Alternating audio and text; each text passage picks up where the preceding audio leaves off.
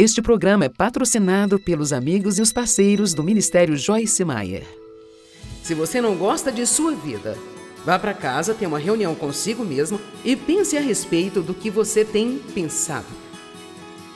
Em vez de culpar todo mundo por aí, faça uma reunião com você mesmo e pergunte a si próprio se não está na hora de se livrar do seu pensamento mal cheiroso.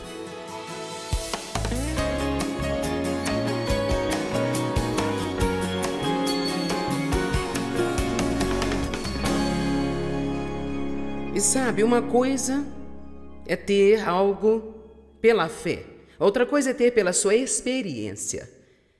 Uma coisa é ter legalmente, como eu chamo, há muitas bênçãos que são legalmente nossas, porque Cristo morreu, seu sangue foi derramado, ele selou uma nova aliança no seu sangue. E como crente nascido de novo, nós somos co-herdeiros com ele, temos uma herança. Ela é nossa legalmente, é nossa.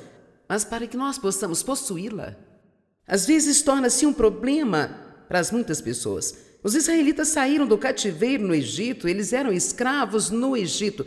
É equivalente a ser um escravo do pecado. Deus enviou-lhes um libertador, Moisés, ele nos enviou um libertador, Jesus Cristo. Então nós saímos da escravidão do pecado.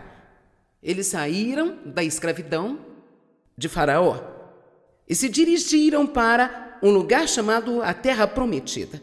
Nós saímos da escravidão do pecado, ouvimos tudo sobre as promessas de Deus, começamos a aprender como apropriar delas em nossas vidas. Bem, os israelitas tinham que passar por um lugar que a Bíblia chama de deserto. Foi uma viagem de 11 dias em linha reta, em direção ao deserto. No entanto, levou 40 longos, miseráveis, dolorosos anos antes que alguns deles entrassem na terra. A maioria deles não conseguiu entrar. Dos vários milhões de pessoas que saíram, cerca de 1,5 milhão com as crianças, muito poucos entraram na terra prometida. Josué e Caleb e algumas das crianças que não estavam na idade de responsabilidade, quando Deus se encheu deles o suficiente para dizer: vocês não entrarão na terra prometida. Agora, olhamos para a história deles e pensamos: que estupidez, que estupidez, que estupidez, que estupidez. Se era uma viagem de apenas 11 dias, como pode demorar 40 anos para chegarem lá? Mas precisamos acordar e cheirar as rosas hoje à noite e perceber que muitos de nós já rodeamos em torno da mesma montanha muitas vezes, e a minha palavra a vocês nesta noite é que temos que passar e nos mover rapidamente em direção à terra prometida. Então, eles pensaram que seus inimigos eram o problema.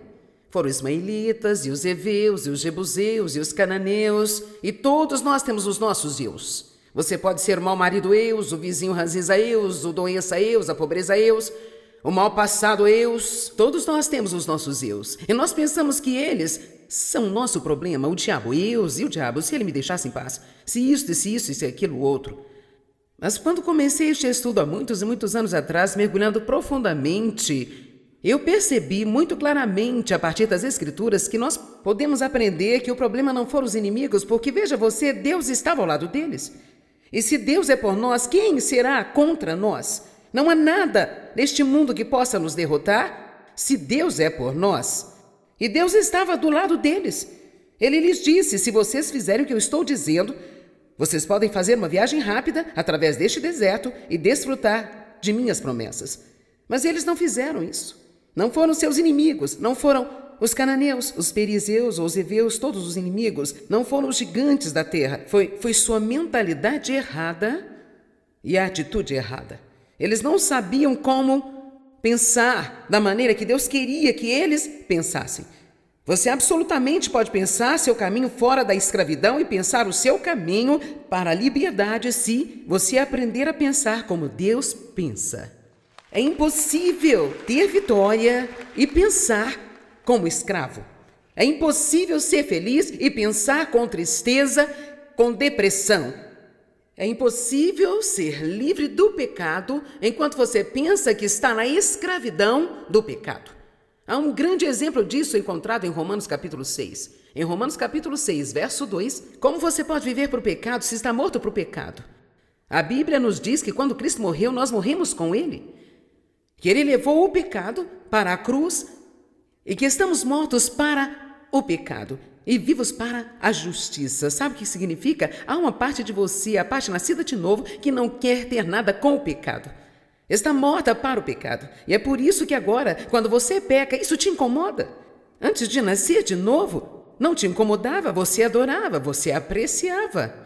Mas uma vez que nasceu de novo, agora você tem um novo conjunto de problemas, porque você não pode mais pecar confortavelmente. Isso faz você infeliz. Portanto, há uma parte de você que não quer pecar, no entanto, você ainda está carregando a carne.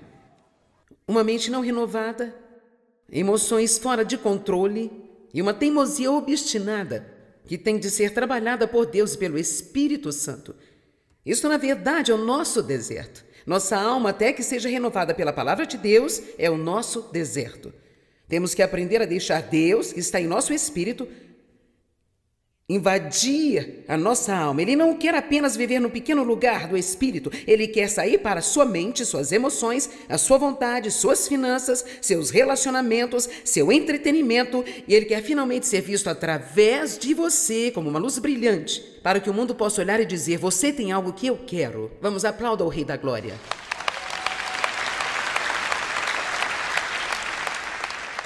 Romanos 6,2 diz que estamos mortos para o pecado, mas Romanos 6,11 diz assim também: vós, considerai-vos vós mesmos mortos para o pecado, mas vivos para Deus. Eu amo isto porque a palavra considerar é um processo da mente. E aí você pode muito bem dizer em Romanos 6,2, você está morto para o pecado, mas em Romanos 6,11 diz: agora pense que você está morto para o pecado. Acredite que você está morto para o pecado. Mas nós dizemos que estamos mortos para o pecado e cantamos canções sobre ser livres em Cristo, mas temos medo do pecado. Dizemos que somos viciados, nós somos isso, somos aquilo, eu não consigo superar, isso é difícil, eu não posso superar. Ficamos então presos nesta área de deserto. Temos de começar a pensar como Deus pensa e dizer o que Deus diz. E isto nos ajudará a ir rapidamente a atravessar o deserto e começar a viver nas promessas de Deus. Você pode controlar o seu pensamento com a ajuda de Deus, com muita ajuda do Espírito Santo, apoiando-se no Espírito Santo. Você pode controlar o seu pensamento, mas não até que aprenda a fazer um inventário dos seus pensamentos, que eu chamo de pensar sobre o que você está pensando. Onde a mente vai, o homem a segue. Se você não gosta de sua vida, vá para casa, tenha uma reunião consigo mesmo e pense sobre o que você está pensando. Em vez de culpar todo mundo, tenha uma reunião com você mesmo e pergunte a si mesmo se é hora de você se livrar de seus pensamentos mal-cheirosos. Amém? Defina na sua mente e mantenha-se fixado nas coisas certas. Uma das mais populares, duas das escrituras mais populares quando ensinamos sobre a mente é 2 Coríntios 10, 4 e 5, porque as armas da nossa milícia não são carnais, mas sim poderosas em Deus para a destruição das fortalezas, destruindo toda altivez que se levanta contra o conhecimento de Deus e levando cativo todo o entendimento à obediência de Jesus Cristo. Sabemos que há uma batalha em nossa mente. Pensamentos errados, conceitos e teorias que não concordam com a palavra de Deus, e a Bíblia nos dá a responsabilidade de localizá-los e expulsá-los. Agora, é nossa responsabilidade, porque quando você se apoia no Espírito Santo de Deus, você precisa dizer: Deus, estou pedindo, me faça perceber quando estou pensando pensamentos tóxicos. Apenas ore: Deus, me faça tomar consciência cada vez que eu pensar pensamentos errados. Não me deixe apenas sentar e pensar coisas estúpidas. Faça-me saber quando estou pensando coisas tóxicas. E assim você começa a orar e você vai começar a perceber: eu não preciso pensar assim. Eu não deveria estar pensando isso? Isso não está alinhado com a palavra de Deus? E assim as fortalezas em nossa mente são destruídas se você estudar diligentemente a palavra de Deus, que é o que você está fazendo aqui nesta noite. Eu aplaudo você, porque você pegou uma sexta-feira à noite, noite de festa, depois de uma semana de trabalho, e você poderia ter feito outras coisas, poderia ter ido gastar o seu salário em algo que não faz nenhum bem, ou poderia ter ido a todos os tipos de lugares, você poderia ter ficado em casa, em seu sofá, porque você estava cansado de trabalhar toda a semana. Mas aqui você está, aqui fora milhares de pessoas subiram para o topo do prédio para estudar a palavra de Deus e adorá-lo nesta noite. Eu aplaudo vocês. Mas eu tenho que lhe dizer algo, não quero desanimá-lo. Isso não é suficiente para mantê-lo andando na vitória. Você precisa se levantar e estudar a palavra. Então ore, em seguida louve. Vá à igreja no dia seguinte, talvez vá à igreja na noite seguinte, vá para o culto no meio da semana. Assista ao meu programa de TV todos os 5 dias da semana. Obtenha algo em seu iPad, obtenha algo em seu iPhone. E então vá e estude a palavra. E muito em breve você começa a pensar de uma maneira completamente diferente. Amém? Romanos capítulo 12, verso 2 diz: não vos conformeis com este mundo, mas sede transformados, mudados pela inteira renovação da vossa mente, para que experimenteis por vós mesmos qual seja a boa, agradável e perfeita vontade de Deus. Obrigada, eu amo vocês. Jeremias 4,14 diz: até quando permanecerão no meio de ti os pensamentos da sua iniquidade? Eu amo isso. Jeremias 4,14: até quando permanecerão no meio de vocês os pensamentos da tua iniquidade? Então, a primeira coisa que eu localizei, que eu vi que era problema para os israelitas e que contribuiu para lhes tomar tanto tempo para chegar à vitória, e também por isto muitos deles nunca chegaram à vitória. E você sabe, infelizmente, muitas pessoas que creram em Jesus e vão para o céu, mas nunca desfrutaram a vitória aqui na terra. Sabia disso? Você não tem que ter a vitória para ir para o céu. Você é salvo pelo sangue de Cristo. Mas para desfrutar de sua jornada, você precisa da vitória. E eu acho que para ser uma testemunha adequada às outras pessoas, precisamos ter a vitória em nossas vidas. Amém?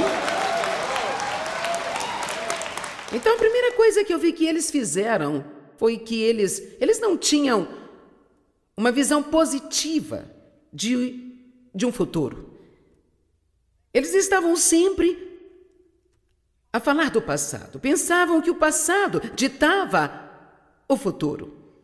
Eu quero lhe dizer que não importa o que aconteceu com você no passado, e não importa o que está acontecendo na sua vida agora, isso não tem poder para impedi-lo de ter um surpreendente e impressionante futuro, se você aprender a ver as coisas no Espírito.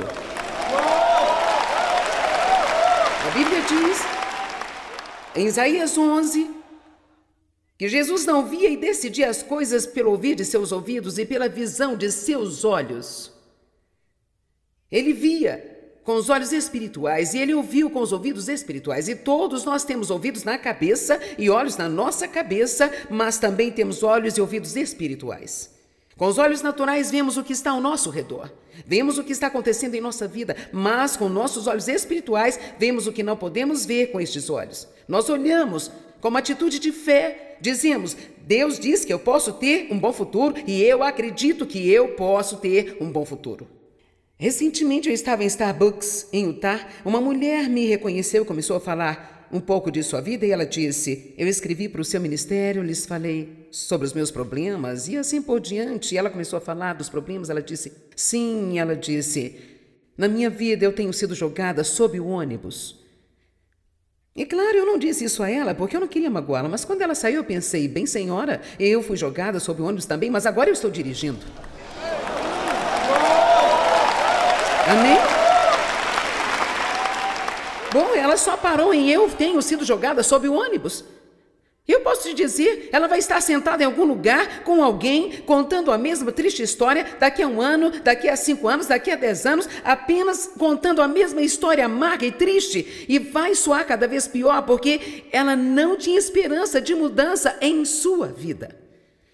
Eu tentei lhe dizer: Deus pode mudar as coisas, você precisa confiar, precisa acreditar em Deus, e tudo que eu obtive de volta todas as vezes foi um tipo de parede ou algum tipo de desculpa. Seu caso era um caso especial, não era como qualquer outro caso, não havia ninguém que estivesse tão mal quanto ela estava. Ela se jogou sob o ônibus e todas as 4 rodas estavam sobre ela e ela não tinha nenhuma intenção de sair de debaixo do ônibus. Agora eu decidi dirigir o estúpido do ônibus. E você pode fazer a mesma coisa. Mas deixe-me dizer uma coisa, isso não é algo que alguém pode decidir por você. Isso é algo que você tem que decidir por si mesmo. Eu gostaria que olhássemos um exemplo em Gênesis capítulo 13. Nós vemos ali um homem, Abraão, que perdeu tudo. E ainda assim, ele terminou com mais do que perdeu. Sabe que na economia de Deus você pode perder todas as coisas que você tem. Mas se você aprender a ver com os olhos da fé, você pode acabar com mais do que você perdeu. Jó perdeu tudo, teve problemas terríveis, e no final Deus lhe deu 2 vezes mais do que ele havia perdido. Abraão havia abençoado o seu sobrinho Ló, bem, compartilhando o que ele tinha. Então, os dois tornaram-se prósperos, tiveram gado, servos, não estavam se dando muito bem juntos, então os servos brigavam. E assim, Abraão foi até Ló, tomou a iniciativa. Queria ser um pacificador e ele disse: eu lhe imploro que não haja contenda entre nós. Você decide qual a parte da terra você quer ficar e eu vou ficar com aquela que você não quiser. Eu acho isso uma atitude humilde, bastante surpreendente, porque eu teria dito: eu vou levar o que eu quero e você fica com o pior, porque você não teria nada se eu não tivesse dado a você. Mas Abraão era, obviamente, um homem piedoso. Provavelmente é uma das razões pela qual Deus foi capaz de fazer um pacto com ele e usá-lo da maneira que usou. Então, com certeza, se você ler o capítulo 13, Ló escolheu a melhor parte do Vale do Jordão para si próprio. E Abraão teve que ficar com as sobras. Assim, ele não estava em boa situação. Mas no versículo 14, que diz: o Senhor disse a Abraão, depois que Ló se apartou dele: levanta agora os teus olhos e olha deste lugar onde estás, para o lado norte, sul, do oriente, do ocidente, porque toda esta terra que vês, eu a darei a ti e à tua posteridade. E no versículo 17 ele diz: levanta-te, percorre esta terra, no seu comprimento e na sua largura, porque a ti eu a darei. Então ele está dizendo 2 coisas muito importantes aqui. Primeiro, ele diz: olhe para o norte, sul, leste e oeste, e tudo que você pode ver, eu darei a você. Agora, ele estava dizendo para olhar com os olhos naturais, mas eu acredito que Deus quer dizer a você hoje à noite: olhe para o futuro, e o que você vê pela fé para a sua vida. Você pode sair fora da dúvida. Você consegue se ver possuindo sua própria casa. Você consegue se ver com um carro novo. Você consegue se ver com um trabalho melhor. Você pode se ver sendo uma bênção para muitas e muitas e muitas pessoas. Você pode ver a si mesmo vivendo o seu sonho, o que quer que seja esse sonho, contando que seja o sonho de Deus. Você também pode viver esse sonho. Você pode vê-lo. Se você não pode vê-lo, você nunca vai tê-lo. Então ele disse a ele: e tudo que você vê, eu vou dar a você. Vai e caminhe para fora e tome posse. Você tem que tomar algumas decisões. Eu tive um sonho dado por Deus para pregar o Evangelho. Foi algo que Deus fez nascer no meu coração na primeira vez em que eu ouvi uma fita cassete de pregação, em 1996. Eu fiquei tão maravilhada que alguém pudesse pregar uma escritura do livro de Marcos e pregar por quase 1 hora inteira e manter a sua atenção. E veio este desejo ardente em mim para pregar o Evangelho por todo mundo, o que foi muito estúpido, considerando onde eu estava naquele momento. Só podia ser Deus. Vamos dizer que eu era a candidata menos provável de estar fazendo isso aqui hoje. Então, Deus colocará coisas em seu coração que não fazem qualquer sentido para sua mente. E é por isso que você não pode viver fora de uma mente renovada. Você tem que viver na mente do Espírito. Deus irá mostrar-lhe as coisas que são possibilidades para você, mas quando você ler a palavra, você tem que entender que é para você, não apenas que é para um grupo especial de algumas pessoas especiais, mas cada promessa na palavra é para você. Elas são todas para você. Deus quer te abençoar. Deus quer promover você. Deus quer levantar você. Deus quer curar você. Deus quer transformar você. Amém? Mas você tem que ver isso E você não pode esperar ver com esses olhos antes de acreditar. Você tem que ver com os seus olhos espirituais e, eventualmente, você vai vê-lo com esses olhos aqui. Eu moro em Missouri e é chamado de Estado Me Mostre. Na economia de Deus tem que acreditar primeiro, ver com os olhos da fé e, eventualmente, você verá no Espírito. Mas também, mesmo que pela fé eu alego que eu acredito que Deus tenha falado para mim e me dado, e eu reivindiquei as promessas como minhas, eu ainda tenho que entrar e possuir aquela terra. Agora, a palavra possuir é uma palavra interessante porque, se você estudá-la, isto significa desapossar os ocupantes e, em seguida, tomar posse da terra. Assim, havia inimigos na terra prometida e eles não queriam lidar com os inimigos, de modo que não queriam entrar. Eles só ficavam vagando e vagando ao redor, esperando Deus fazer algo sobre os inimigos deles, antes que eles fossem e tomassem o que Deus disse para tomar. Agora, aqui há algo interessante.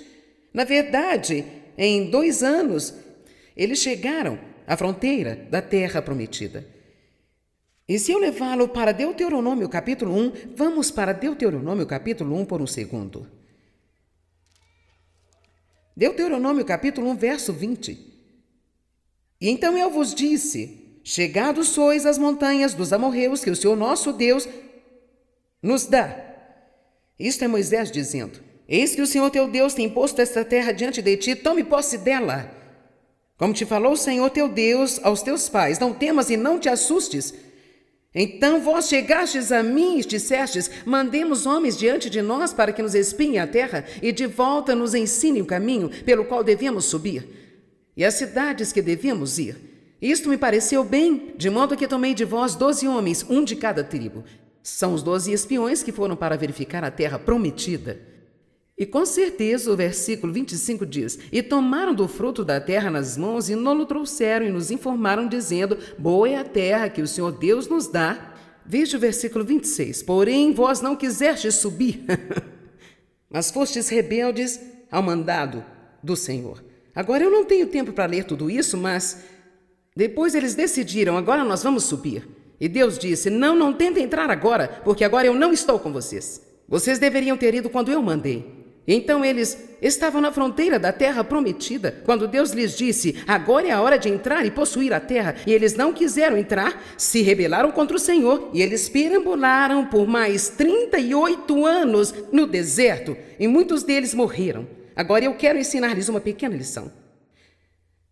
Quando Deus lhe diz para lidar com alguma coisa,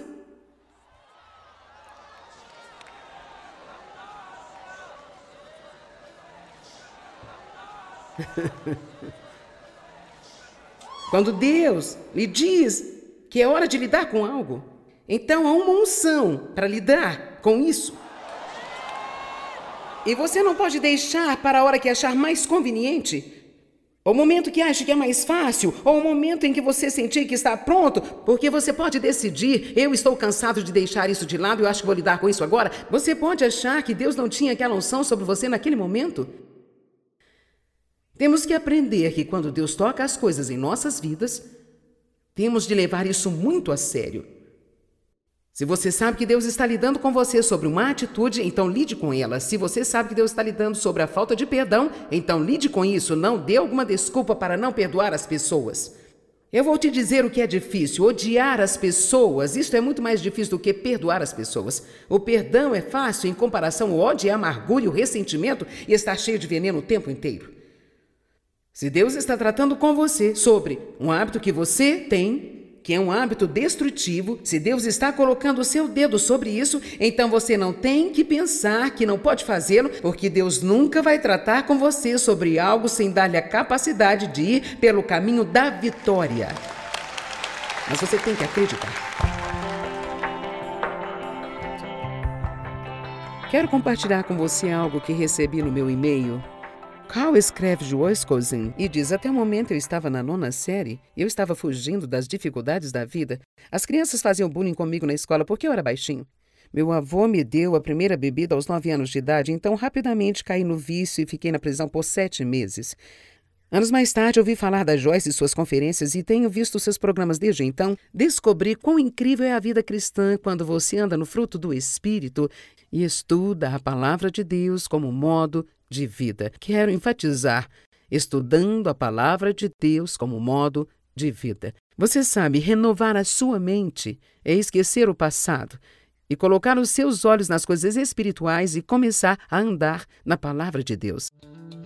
Todos passamos por algumas situações desagradáveis na vida, mas é justamente nestas horas que aprendemos o quão preciosa é a paz de Deus para nós. Neste livro, 21 maneiras de encontrar a paz e a felicidade, você vai aprender como buscá-las, alcançá-las e permanecer nelas, vencendo todas as armadilhas do inimigo e estando em condições propícias para ouvir a voz de Deus e desfrutar de tudo aquilo que Ele tem para a sua vida. O livro 21 Maneiras de Encontrar a Paz e a Felicidade você encontra nas melhores lojas ou pelo site www.beloshopping.com.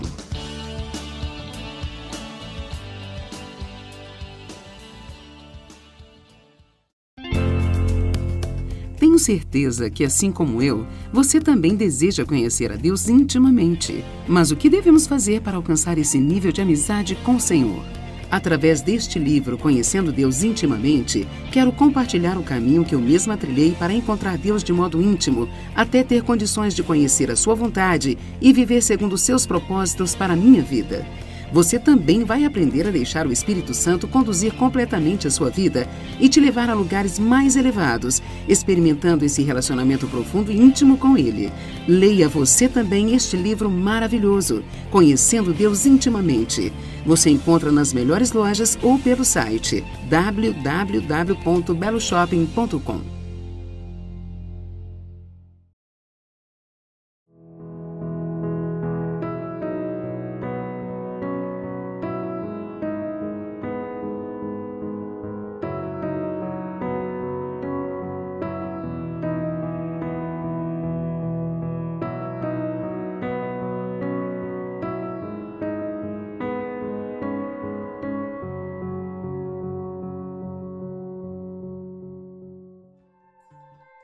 Você significa mais para nós nos Ministérios Joyce Meyer do que você imagina. Agradecemos a você e a nossos amigos e parceiros por fazer possível esse ministério em todo o mundo. Juntos estamos alimentando os famintos, vestindo os pobres e apresentando o Evangelho para as nações. Por favor, entre em contato conosco ou visite joycemeyer.com.br hoje para compartilhar seus pedidos de oração, saber mais sobre nossos recursos, consultar a programação das conferências de Joyce e se juntar a nós em parceria enquanto compartilhamos o amor de Cristo ao redor do globo. O precedente foi pago pelos amigos e parceiros do Ministério Joyce Meyer.